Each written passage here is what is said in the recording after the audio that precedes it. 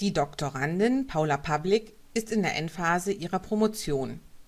Die mündliche Prüfung ist kürzlich erfolgt und sie hat sich bereits über die verschiedenen Optionen der Veröffentlichung und das weitere Vorgehen informiert. Durch das Tutorial Dissertation, Wahl der Publikationsform, das man auf der Homepage der Unibib oder auf YouTube findet, wurde sie in ihrer Entscheidungsfindung unterstützt. Im Gegensatz zu ihrem Freund Theothesis, der gedruckt veröffentlicht, möchte sie ihre Dissertation online publizieren. Die Regularien zur Veröffentlichung sind in den Promotionsordnungen der Fakultäten vorgegeben.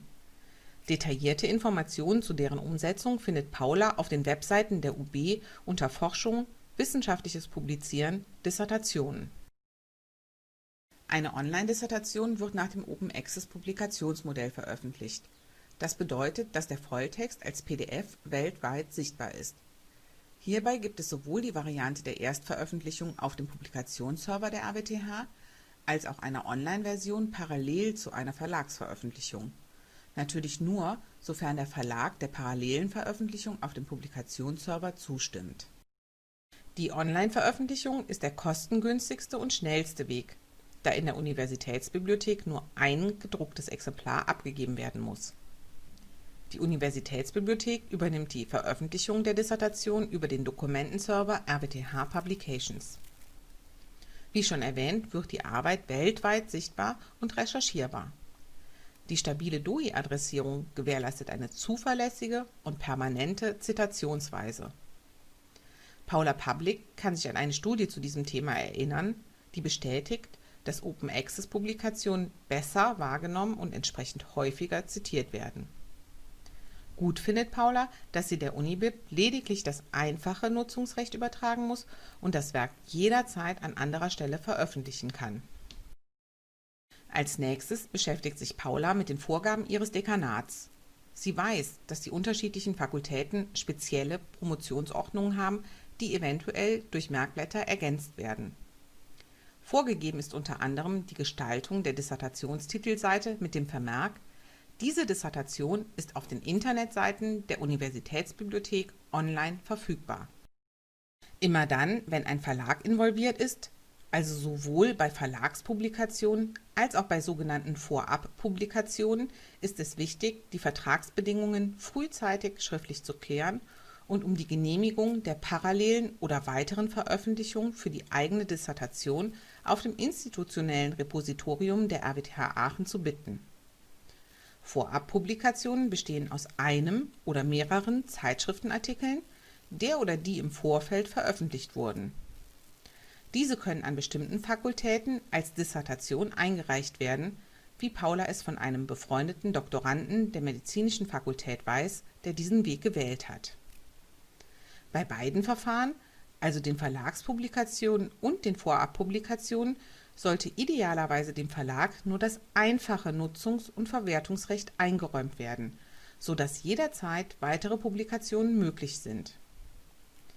In Bezug auf die Gestaltung stellt Paula fest, dass bei Verlagspublikationen die Dissertationstitelseite vor der Verlagstitelseite und dem Impressum stehen muss. Zum Impressum gehört der D82-Vermerk. Bei Vorabpublikationen werden auf der Rückseite der Dissertationstitelseite bibliografische Angaben der enthaltenen Artikel genannt. Dies können der DOI, der Zeitschriftentitel, Verlag und Verlagsort sein. Zusätzlich muss auch hier der D82-Vermerk aufgeführt werden. Paula studiert die Vorgaben der UB. Sie liest, dass die Unibib ein ausgefülltes Online-Formular mit dem PDF ihrer Arbeit und der Originaldatei, welche lediglich archiviert wird, benötigt. Wichtig ist, dass die PDF-Datei nicht kennwortgeschützt sein darf. Der Druck für das gebundene Exemplar erfolgt am besten vom PDF aus, damit Layout, Zeilenumbrüche und Seitennummerierungen übereinstimmen. Praktisch findet Paula, dass die farbigen Abbildungen auch in Schwarz-Weiß ausgegeben werden können, wenn hierdurch deren Verständlichkeit nicht beeinträchtigt wird. Außerdem darf das DIN A4-Format auf DIN A5 reduziert werden, sofern dies den Vorgaben der Fakultät nicht widerspricht. Überschritten werden darf das DIN A4-Format hingegen nicht. Das gedruckte Exemplar muss immer stabil gebunden sein. Ring-, Spiral-, Draht- oder Klammerbindungen sind nicht zulässig. Zur rechtlichen Absicherung der Online-Veröffentlichung benötigt die UB einen unterschriebenen Autorenvertrag im Original. So, jetzt aber los, denkt Paula und betrachtet den Prozessablauf auf der ihr bereits bekannten Webseite zur Online-Veröffentlichung. Sie lädt sich die Checkliste herunter, weil diese bestimmt im weiteren Verlauf noch hilfreich sein wird. Dann klickt sie auf den Link Online-Formular. Zunächst muss sich Paula mit ihrer TIM-Kennung einloggen. Sie kann sich zwar an ihre alte TIM-Kennung erinnern, weiß aber, dass diese nicht mehr gültig ist und schreibt deswegen eine Mail an pub.services@ub.rwth-aachen.de. Kurz darauf erhält sie eine Informationsmail und gleich folgend einen Coupon für einen temporären Zugang. Nach dessen Aktivierung muss mindestens 1 Stunde vergehen, erst dann kann sie sich einloggen. Paula gelangt auf die Seite Publizieren und Eintragen und wählt aus den aufgeführten Dokumenttypen PhD Thesis aus. Es öffnet sich ein Formular mit vielen Eingabefeldern, wobei die Pflichtfelder rot markiert sind. Infobuttons liefern nähere Informationen zu den einzelnen Kategorien. Paula sieht sich die einzelnen Eingabefelder genauer an. Der erste Pflichteintrag ist Relevant for RWTH Reporting. Die Voreinstellung Yes belässt Paula, weil sie sich denken kann, dass Dissertationen zum Veröffentlichungsoutput der Hochschule gehören und dafür berücksichtigt werden müssen. Paula möchte ihre Dissertation online veröffentlichen. Sie klickt in das Feld Format und es öffnet sich eine Auswahlliste, aus der sie bequem den Eintrag online übernehmen kann. In das Feld Department trägt Paula den Lehrstuhl des ersten Berichters ein. Als sie zu tippen beginnt, werden vom System verschiedene Einrichtungen vorgeschlagen. An dieser Stelle sind Eingaben von Institutskennziffern, Worten aus dem Institutsnamen oder Kurzbezeichnungen möglich. Die Doktorandin wählt das passende Department aus. Aus der Checkliste, die Paula sich im Vorfeld heruntergeladen hat, weiß sie, dass sämtliche auf der Dissertationstitelseite genannten Personen eingetragen werden müssen. Sie gibt zuerst ihren eigenen Namen ein, kann ihn aber in der Vorschlagsliste nicht finden. Das wundert sie nicht, da sie bislang noch keine eigenen Publikationen verfasst hat. Hinter ihrem Namen erscheint ein Extern, das vom System immer dann hinzugefügt wird, wenn kein sogenannter IDM-Satz existiert. Bei einem IDM-Satz handelt es sich um einen individualisierten Personennormsatz, der von der jeweiligen Person in RWTH Publications unter dem Punkt Mein Personennormsatz im Reiter Personalisieren selber angelegt werden muss. Um die Berichter einzutragen, tippt Paula in die nächste Zeile. Sie beginnt mit dem Nachnamen des ersten Berichters und bestätigt den angezeigten Vorschlag. Danach klickt die Promovendin rechts auf das kleine Icon und es erscheint der Personendialog. Zunächst wählt sie die Rolle Thesis Advisor aus und fügt bei der Institution RWTH hinzu, da sie weiß, dass ihr erster Berichter hier beschäftigt ist. Das gleiche Verfahren wiederholt Paula für die zweite Berichterin Svenja Vorlage. Nur braucht bei dieser das RWTH nicht ausgewählt werden, da sie an einer anderen Institution tätig ist. In das Titelfeld trägt Paula den Originaltitel ihrer Arbeit ein. Da dieser Sonderzeichen enthält, die sie mit LaTeX darstellen kann, findet sie es praktisch, dass in der Preview der Titel in der umgesetzten Form erscheint. Die Sprache lässt sich im nächsten Feld über die Vorschlagsliste auswählen. Obwohl es keine Pflichtfelder sind, füllt Paula den Übersetzungstitel und dessen Sprache ein. Denn sie kann sich vorstellen, dass die Auffindbarkeit ihrer Arbeit bei der Recherche durch die Zweisprachigkeit optimiert wird. Die Angabe des Universitätsnamens muss von der Dissertationstitelseite übernommen werden. Hiervon wird nur abgewichen, wenn es sich um eine Verlagspublikation handelt. In diesem Fall wird RWTH Aachen University eingetragen. Über die Kalenderfunktion wählt Paula den Tag der mündlichen Prüfung aus und ergänzt in Publication Year das dazugehörige Publikationsjahr. Eigentlich möchte sich die Doktorandin auf die Pflichtfelder beschränken. Allerdings denkt sie, dass Grant Name und Subject Headings die Auffindbarkeit ihrer Publikation unterstützen. In das Feld Grant Name gibt sie daher den Namen des Finanzierungsprojektes ein, an dem sie mit ihrer Forschungsarbeit teilnehmen durfte. Aus der Checkliste weiß Paula, dass sie einige Schlagwörter auflisten sollte.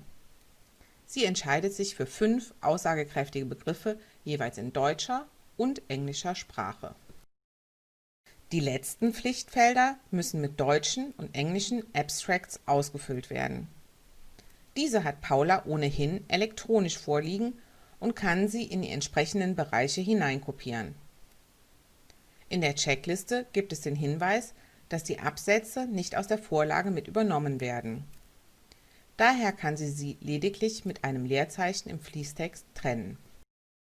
Zum Schluss klickt Paula auf den Button Neue Datei hinzufügen, um zum einen die PDF-Datei als Main-Dokument und zum anderen die Originaldatei als Source hochzuladen.